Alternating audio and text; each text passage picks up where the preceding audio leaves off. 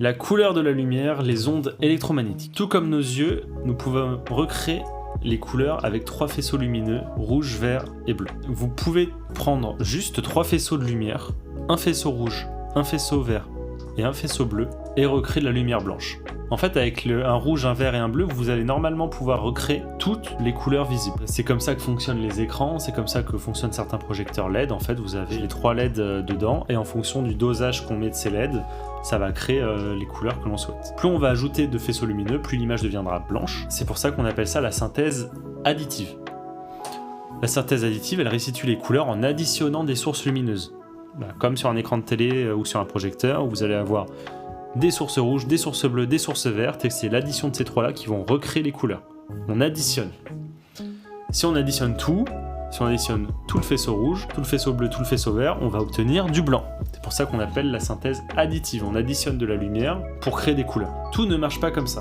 Par exemple, là on vient de voir la couleur dans la lumière, mais la matière ne réagit pas pareil. Pour la matière, tout va se baser sur les pigments. En fait, quand vous éclairez un objet, l'objet il va renvoyer certaines couleurs en fonction du pigment qu'il contient. Là par exemple, on met une banane au soleil, donc elle reçoit la lumière blanche du soleil. Dans la banane, il y a des pigments qui vont tout absorber sauf le jaune, et du coup le jaune va être renvoyé, et il va être réfléchi. Le pigment, quand il absorbe toutes les couleurs, on va dire qu'il soustrait les couleurs, puisqu'il les enlève en fait. Il va renvoyer que celles qui restent. Ce qui veut dire qu'un objet blanc, il va rien absorber, il va renvoyer toute la lumière qui le touche. Et un objet noir, il va absorber toute la lumière qui le touche. Il va quasiment rien renvoyer. Dites-vous, parce que je vous entends dire un objet blanc je le vois et un objet noir je le vois, enfin voilà, je devrais rien voir du tout. Tout simplement parce que un objet 100% blanc ça n'existe pas. Alors des scientifiques ont créé le blanc le plus blanc qui permet de réfléchir 98,1% de la lumière du soleil.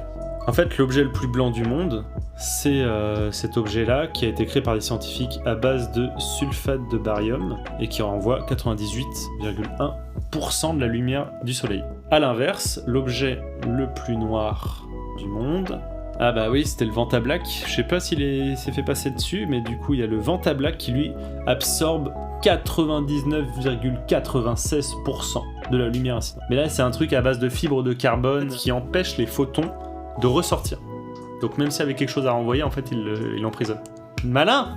Tout ça pour vous dire qu'à part des objets scientifiques dans des labos, ça n'existe pas quelque chose qui renvoie 100% ou même 98% de la lumière.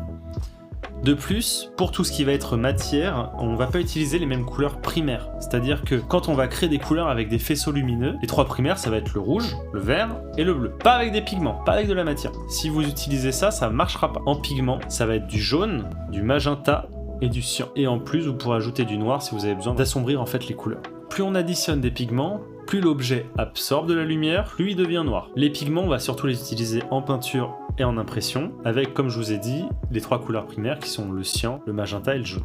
On ajoute souvent à ces 3 primaires le noir, CMJN, cyan, magenta, jaune, noir, car le mélange ne produit pas un noir pur. Si vous mélangez le cyan, le magenta et le jaune, ça va pas faire du noir vraiment pur, ça va faire une bouillie un peu grisâtre. Si vous voulez vraiment que ce soit noir, il faudra rajouter du noir en plus. De plus, vous avez peut-être remarqué que les primaires entre les pigments et les faisceaux lumineux se répondent. Là, vous le voyez assez bien sur cette image. Si on mélange du jaune et du cyan, on obtient du vert. Si on mélange du cyan et du magenta, on obtient du bleu. Et si on mélange du magenta et du jaune, on obtient du rouge. Ça marche aussi dans le sens inverse. Si en lumière, on mélange du rouge et du vert, on obtient du jaune. Si on mélange du vert et du bleu, on obtient du cyan. Et si on obtient du rouge et du bleu, on obtient du magenta. Donc ces 6 couleurs sont liées entre elles. En lumière, on va additionner, on va faire une synthèse additive, on va additionner du rouge, du vert et du bleu pour créer encore plus de lumière jusqu'à créer la lumière blanche. Alors qu'avec les pigments, on va créer une synthèse soustractive, puisque plus on va ajouter de pigments, plus on va enlever de la lumière et se rapprocher d'un noir. Si on rajoute du pigment, on va créer du noir, on va assombrir le mélange. Plus le mélange est complexe, plus il absorbe de la lumière et plus il devient sombre, jusqu'à aller sur du noir, surtout si vous rajoutez du noir pur. Comme on soustrait de la lumière, on appelle ça la synthèse soustractive. On a donc la synthèse additive, d'un côté, et la synthèse soustractive de l'autre. La synthèse additive avec les primaires rouge, vert, bleu pour tout ce qui est faisceau lumineux, et la synthèse soustractive pour tout ce qui est cyan, magenta, jaune et noir pour les éléments physiques, les pigments. Et en fait, si on mélange tout ça, Si on mélange la synthèse additive et la synthèse soustractive, les 6 primaires qu'on les mélange entre elles, on obtient notre roue chromatique. La fameuse roue chromatique qui est hyper importante en étalonnage, puisque c'est elle qu'on va utiliser sur nos bouboules, vous savez, pour donner les directions. Et c'est elle qui va permettre aux couleurs de se répondre. Puisque tout ce qui est opposé est complémentaire sur une roue chromatique. Ce qui veut dire que, par exemple, on peut voir que le rouge est à l'inverse du cyan. Ce qui veut dire que si je veux enlever du rouge, je vais rajouter du cyan.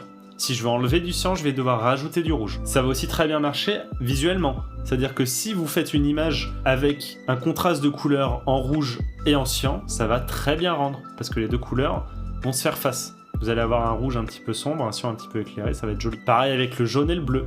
Ou le orange, un petit peu bleu, ce qu'on appelle le teal and orange. Le rose et le vert, ça marche très bien aussi. Même en éloigné, on va dire sur les côtés, donc vous avez le rose et le cyan qui marchent très bien entre elles. Et vous avez aussi le rouge et le vert qui sont assez beaux, bien gérés. Donc chaque direction en fait va nous donner une couleur. À force d'être étalonneur, de travailler, etc., on les apprend par cœur, on les connaît naturellement, on va aller d'un côté, du côté qu'on souhaite. Vous avez donc globalement le jaune à gauche, le orange en haut à gauche qui va aller de plus en plus vers du rouge. En haut le rouge ça va être plutôt vers le haut. Le rose ça va être plutôt en haut à droite. À droite, vous allez avoir plutôt du bleu. En bas à droite, vous allez avoir du cyan. En bas, plutôt du vert. Et puis le vert va ensuite aller de tout ce qui est bas jusqu'à bas droite et aller taper jusqu'au jaune.